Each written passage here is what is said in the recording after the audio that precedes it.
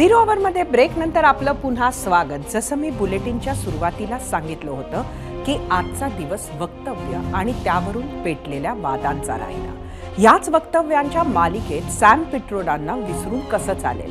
अवघ्या 6 दिवसांपूर्वी भारतीय प्रवासी काँग्रेसचे अध्यक्ष सॅम पिट्रोडांनी अमेरिकेत बसून वारसा टॅक्सवरून वक्तव्य केलं होतं। त्यावरून सुरू झालेला वाद शमतो न शमतो तोच सॅम पिट्रोडा यांच्या नव्या वक्तव्यावरून आणखी एक नवा वाद सुरू झालाय। एका पॉडकास्टमध्ये बोलताना सॅम म्हणतात, ईशान्य भारतातले लोक चीनी लोकांसारखे दिसतात, पश्चिम भारतातले लोक अरबांसारखे दिसतात, उत्तर भारतीय गोऱ्यांसारखे, तर दक्षिण भारतातले लोक हे आफ्रिकन लोकांसारखे दिसतात।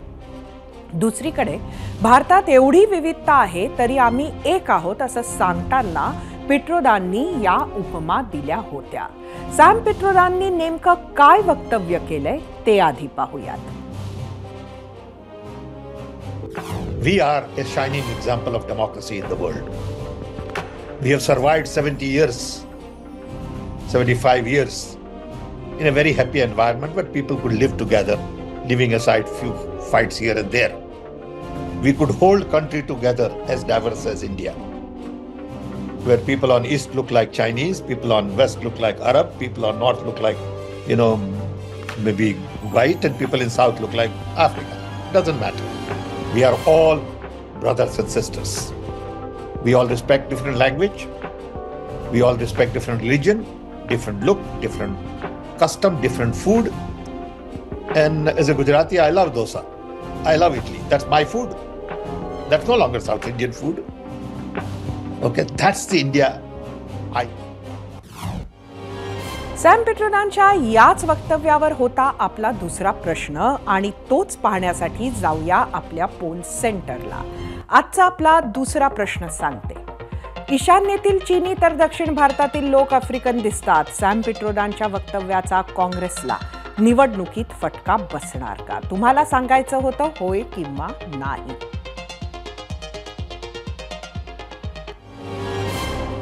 पिट्रोडांच्या नव्या वक्तव्याचा नवा वाद सुरू असतानाच थोड्याच वेळापूर्वी म्हणजे आज संध्याकाळी 7:15च्या सुमारास काँग्रेस प्रवक्ते जयराम रमेश यांनी सॅम पिट्रोडांनी इंडियन ओव्हरसीज काँग्रेसच्या अध्यक्षपदाचा राजीनामा दिलेला काँग्रेस अध्यक्ष मल्लिकार्जुन खरगेंनी मंजूर केल्याची माहिती ट्विट करून दिली। खरं तर ही काही पहिलीच वेळ नाहीये की सॅम यांच्या वक्तव्यानं वाद झाला। 1984 सालच्या शीख दंगल असो की 26/11चा मुंबईवरील दहशतवादी हल्ला असो, इतक्या संवेदनशील विषयांवर सॅम पिट्रोडांनी आक्षेपार्ह वक्तव्य केली। शीख दंगलीविषयी बोलताना ते म्हणाले होते की 1984 साली दंगल झाली तर झाली आणि मुंबईत हल्ल्याविषयी बोलताना असे हल्ले होत असतात असं पिट्रोडांनी वक्तव्य केलं होतं। त्याचे मोठे राजकीय पडसाद उमटले होते। आताही भारतीयांच्या रंगावरून बोलत असताना केलेल्या वक्तव्यानं विरोधकांना आयतीच संधी मिळाली, ज्याचा पुरेपूर फायदा घेत भाजपनंही काँग्रेसवर जोरदार टीका केली। पंतप्रधान नरेंद्र मोदींनी तेलंगणातील प्रचार सभेतून राहुल गांधींवर निशाणा साधला।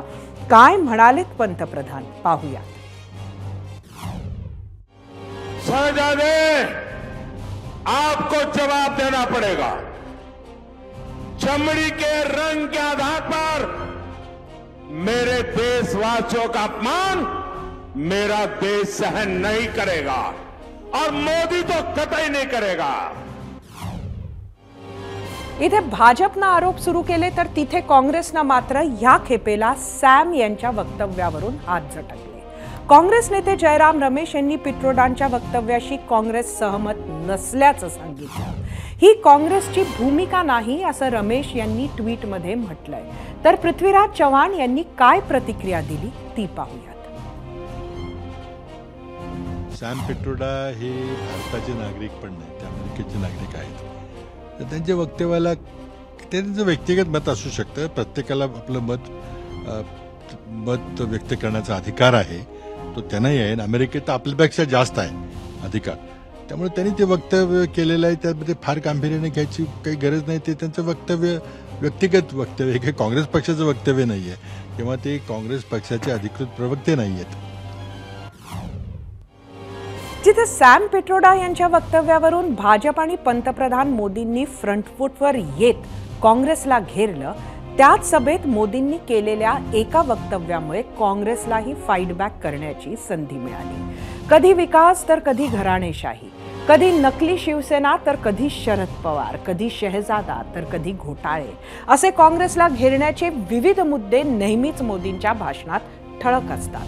पण आज तेलंगणाच्या करीमनगरमध्ये घेतलेल्या सभेतून मोदींनी एक असा विषय काढला ज्यावरून गेली 5 वर्ष काँग्रेस नेते राहुल गांधी सातत्यानं संधी मिळेल तेव्हा मंच कोणताही असतो, संसद असो की ग्रामसभा, भाजप आणि मोदींवर टीका करत आलेले आहेत. राहुल गांधी नेहमीच मोदी सरकारला उद्योगपतींचं सरकार म्हणत अडाणी अंबानींसाठी हे सरकार काम करतंय अशी वक्तव्य करतात. आतापर्यंत अडाणी अंबानी विषयावर फार न प्रतिक्रिया देणाऱ्या मोदींनी आज जाहीर सभेत ह्याच 2 उद्योगपतींवरून राहुल गांधींवर हल्लाबोल केला. पाहूयात. कांग्रेस के शहजादे पिछले 5 साल से सुबह उठते ही माला जपना शुरू करते थे. 5 उद्योगपति, 5 उद्योगपति, 5 उद्योगपति. फिर धीरे धीरे कहने लगे अंबानी अडानी, अंबानी अडानी. लेकिन जब से चुनाव घोषित हुआ है, इन्होंने अंबानी अडानी को गाली देना बंद कर दिया. मैं आज तेलंगाना की धरती से पूछना चाहता हूं, जरा ये शहजादे घोषित करें कि इस चुनाव में ये अंबानी अडानी से कितना माल उठाया है, काले धन के कितने बोरे भर करके रुपये मारे हैं, क्या टेम्पो भर करके नोटे कांग्रेस के लिए पहुंची है, क्या सौदा हुआ है. जरूर दाल में कुछ काला है. इकडे मोदींनी प्रश्न उपस्थित केले तर तिकडे काँग्रेसनं उत्तर द्यायला सुरुवात केली. काँग्रेसच्या अधिकृत सोशल मीडियातून राहुल गांधींचा एक व्हिडिओ पोस्ट करण्यात आला. तो आधी पाहूयात. आपको निर्णय लेना है, या अदानी की सरकार बनानी है, मोदी की सरकार बनानी है, मोदी और अदानी जी की, या फिर किसानों की बनानी है, गरीबों की बनानी है. हिंदुस्तान का धन लेकर इन्होंने 22 लोगों के जेब में डाला. अदानी, अंबानी, इन लोगों के जेब में. हमने मनरेगा योजना दी, कहते हैं गरीबों को आलसी बना रहे हैं. किसान का कर्जा माफ होता है, कहते हैं देखो बिगाड़ दिया किसानों को. अदानी को लाखों करोड़ रुपए दिया जाता है, वो नहीं बिगड़ता. देश के सारे एयरपोर्ट, सारे पोर्ट्स, इंफ्रास्ट्रक्चर, डिफेंस इंडस्ट्री, सारी की सारी इन्होंने एक व्यक्ति को पकड़ा दी. अदानी जैसे लोग हैं जिनकी आंख आपकी जमीन पर, आपके जंगल पर और आपके जल पर है, और ये नरेंद्र मोदी जी के खास मित्र हैं. 2 मे ते 7 मे अशा 5 दिवसांमधील 5 सभांमधून राहुल गांधींनी केलेली वक्तव्य आपण पाहिली. काँग्रेसनं फक्त सोशल मीडियातूनच नाही तर जाहीर सभांमधूनही मोदींना उत्तर द्यायला सुरुवात केली आहे. काँग्रेस सरचिटणीस प्रियंका गांधी वाड्रा यांनीही एबीपीशी बोलताना थेट मोदींनाच उलट प्रश्न विचारले आहेत. ते पाहूया. प्रधानमंत्री जी से ये सवाल करना चाहती हूँ, हमारे देश के शहंशाह जी से मैं ये सवाल करना चाहती हूँ कि जो देश की सारी संपत्ति है उन्होंने किसको दी है. ये देश के सामने एक बार मंच में बोल दें कि देश का कोयला, देश का पावर, देश के हवाई अड्डे, देश के बंदरगाह, देश की सड़कें आज किसको सौंप दी गई हैं. ये एक बार कह दें, मेरी चुनौती है, मंच पे कह दें, फिर उनके सारे सवालों का जवाब आ जाएगा. आता जाऊया आजच्या भागातील दुसऱ्या प्रश्नाकडे. त्या प्रश्नावरील तुमच्या प्रतिक्रिया पाहूयात आपल्या मीडिया सेंटरवर. जे उशिरा आले त्यांच्यासाठी आजचा प्रश्न परत एकदा. ईशान्येतील चीनी तर दक्षिण भारतातील लोक आफ्रिकन दिसतात. सॅम पिट्रोडांच्या वक्तव्याचा काँग्रेसला निवडणुकीत फटका बसणार का? सोशल मीडियावरच्या प्रतिक्रिया. एक्सवरून सुनील फुंडे, पिट्रोडाच्या वक्तव्याचा काँग्रेसला निवडणुकीत काही फटका बसणार नाही. यूट्यूबवरून अभिजित नाईक, आता लोकांना रोजगार शिक्षण पाहिजे, त्यामुळे पिट्रोडाच्या वक्तव्याचा फार थोडा परिणाम होईल. यूट्यूबवरून विनोद दाढल, काहीच फरक पडणार नाही, त्या गोष्टीकडे कोणी लक्ष पण देत नाही. फेसबुकवरून संतोष पाटकर, नक्कीच फटका बसणार, भाजपला जातीवादी पक्ष म्हणणाऱ्या काँग्रेसकडून ही अपेक्षा नव्हती. तुम्ही दिलेल्या प्रतिक्रिया पाहिल्यानंतर आता वेळ झालीये पोल रिझल्ट पाहण्याची. तोच कौल पाहण्यासाठी जाऊया पोल सेंटरवर. परत एकदा आजचा दुसरा प्रश्न. ईशान्येतील चीनी तर दक्षिण भारतातील लोक आफ्रिकन दिसतात. सॅम पिट्रोडांच्या वक्तव्याचा काँग्रेसला निवडणुकीत फटका बसणार का? एकूण 21,000 मतं यूट्यूबवर. 62% होय म्हटलंय, 38% नाही.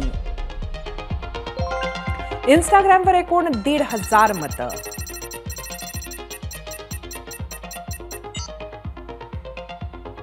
एकूण 70% लोकांनी होय म्हटलंय, 31% नाही. फेसबुकवर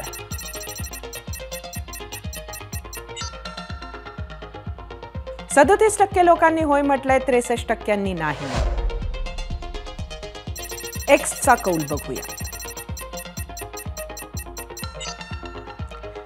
48% होय म्हटलंय, 52% नाही.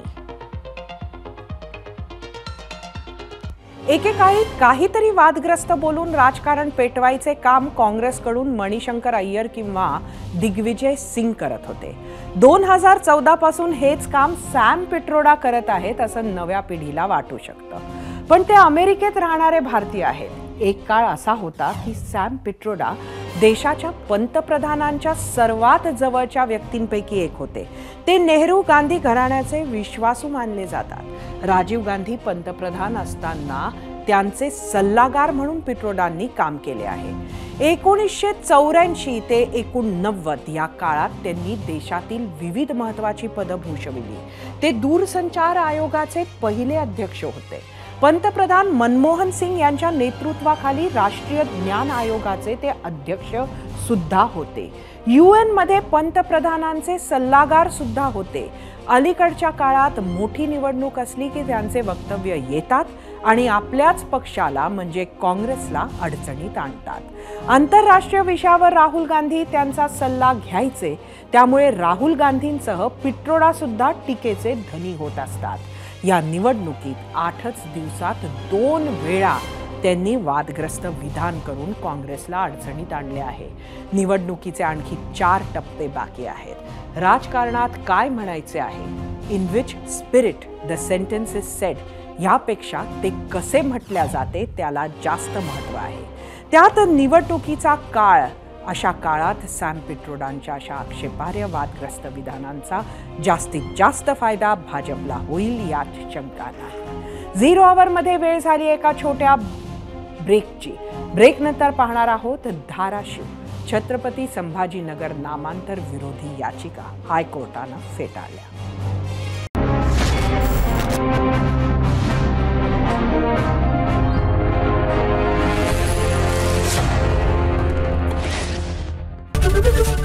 एबीपी माझा, उघडा डोळे बघा नीट.